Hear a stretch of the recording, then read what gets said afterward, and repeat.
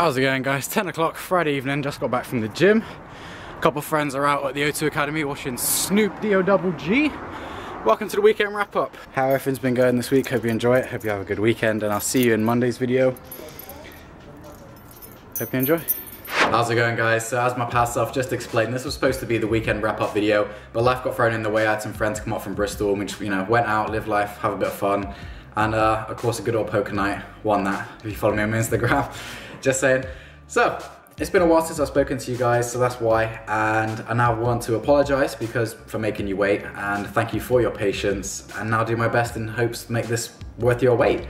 So, following off from the title of this video and why I'm now glad that it's been formatted this way and turned out this way, because it's going to be a behemoth. There's going to be a lot of information over 2 arm workouts this weekend, Friday night and Sunday night.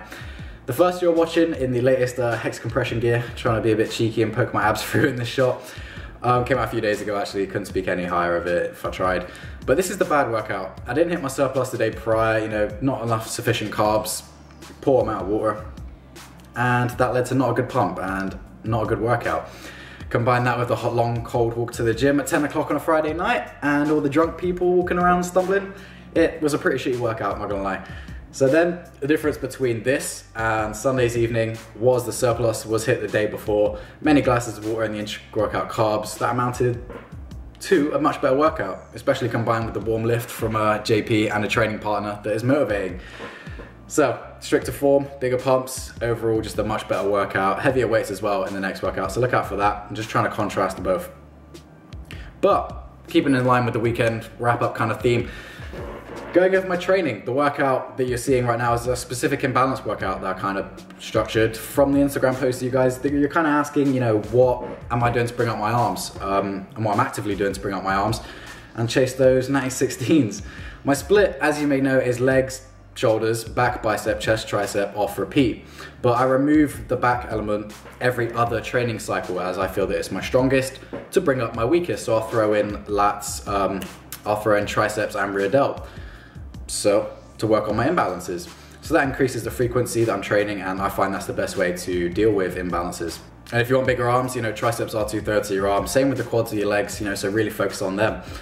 I've also revised, refined, and personalized my arm training to follow, that structure consistently, because those are the two things that are gonna get you gains, structure and consistency. Consistently sticking to a structure, that's what's going to deliver those gains to you. So as I've stated, I've set my frequency for arms, ones that I found best for me, to help offset my weaker arm genetics and less favor my favorable lat genetics. So the volume for my bicep training that I found to be most effective for me is 4 sets for 4 exercises. I've been experimenting with all kinds of splits, and that seems to be the sweet spot. Keep it in the hypertrophy range, 8 to 12, just standard.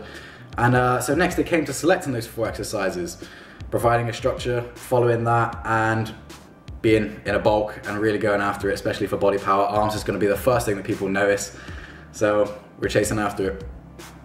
First exercise that I like to do, like I said, there's going to be a structure, is heaviest. So these are things I like to follow. Think of 4 sets, heaviest, isolation, tension, overload. So the first exercise is always going to be the heaviest for me.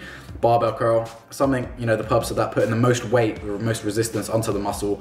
I don't mind too much if I bring in, anterior deltoid into it, just to kind of cheat the last few, because the purpose is putting weight onto that muscle and almost kind of overloading it. But again, focus heavy on that first movement. And standardizing it as well so that I can chase that progressive overload. So keeping the form, full lockout, full contraction, and keeping the back tight, keeping your elbows close and tucked into your triceps, into your lats, and then just driving through your biceps really. Bringing your forearm upwards straight through to the shoulder. Second exercise being what you're seeing now, the isolation movement, the incline curl, set up to eliminate any momentum, because the way that it puts your arm, you can't use any momentum and your back is supported. And the reason why I like to do this, another form tip, choke up on the barbell, on the dumbbell, so that it offsets gravity. And what that will do is it will make it harder to supinate, and I supinate with the contraction to get that full peak contraction. And again, because the purpose of this exercise being isolation. So I like to standardize these reps too, and eventually move up the rack, move up the weight. And so I've gone from 7.5s to 10s, not the biggest. But hey, next week, try 12s. And then the third exercise being the tension movement, keeping the constant tension onto the bicep, so we're not looking out at the bottom on this. We use an easy curl bar, just find it's easier on the wrist. Leaning back slightly, just counteracting the weight of the stack, and just driving through. Feels great. Tucking my triceps again into my lats, the same as the barbell. And there you go. So that's the constant tension movement. And then the fourth being the overload movement. Now, this is quite tactical in the fact that, you know, hammer curl, it moves the tension onto your brachialis, but it's making the biceps secondary, so that if they're fried, they're still stimulated by supporting that kind of movement, and it's just, again, finishing off. And then of course I'll follow that same structure with my triceps. So the first exercise being the heaviest, close grip bench press, standardizing that again with the reps, touching the chest and full lockout. I actually tend to go lower towards my sternum and just drive upwards, emphasizing my triceps. This is, you know, it takes out that natural arc bar path that the barbell follows during a bench press, and that's indicative of, you know, delt and chest movements. So keeping my arms tucked beside my body and puts them in a very tight, explosive position to just boom up with my triceps. So that's how I kind of prefer to do that. And then moving on to the next, which would be isolation, skull crusher, which I didn't actually record, but on a decline, focusing on that long head and setting up again with the kind of structure of the incline curl, reducing the other muscle groups that can be involved. And then for the tension, moving again back to the cable for the rope pull down, which I probably have my porous form on. I could contribute that to my abs being taxed from the muscle ups 2 days before, and not recuperating because I haven't hit abs in quite a while. But that resulted in too much chest contraction, the traps rotating upwards to try and push that weight down, which is wrong. Rich Piana's actually done quite a good video on minimalizing ab involvement in tricep pushdowns. Just stand further away from the bar, kind of lean forward, arch your back into it. And so I'll probably try that next time if that ever comes around again. But so that's the tension, and then final overload, as you're seeing now, dips, chest providing that support this time, so that even after the triceps are fully spent, you know, you can really overload that and just use the chest to support it. So still try to remain as upright as possible though, and stay in a depth and range that keeps the tension on your triceps. So I'm not really going to full lockout or deep where, you know, below parallel, but here you actually see me superset it with close grip diamond push-ups. So that's it, guys. As far as, you know, weight progress, I'm still chasing that 170 pound morning weight barrier or plateau. I'm sure Christmas will sort that out though. I'm in the process of moving back home, which means that there's going to be new training footage back in Trojan Fitness Gym, if you remember that from summer bulking. That'll be happening. Looking forward to that content.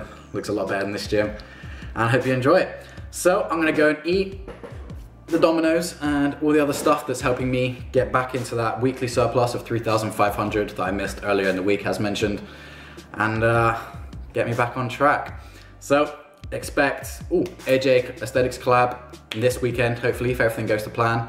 And like I said, so for Thursday's video, right, because I'm moving back home on Wednesday, that gives me half a day to move back home, get into a new gym, record, edit, render my PC, settle that up again. So don't be surprised if that's a day delayed. Again, I hate to be delaying these videos because when I see people comment, you know, because I don't want to let people down. That's the bottom line. I don't want to let you guys down. You support me and I need to support you. That's how it works. So that's it for this video, guys. See you in the next one. Hope you enjoyed the video. If you did, leave me a like and have a good day. Thanks for always watching and supporting.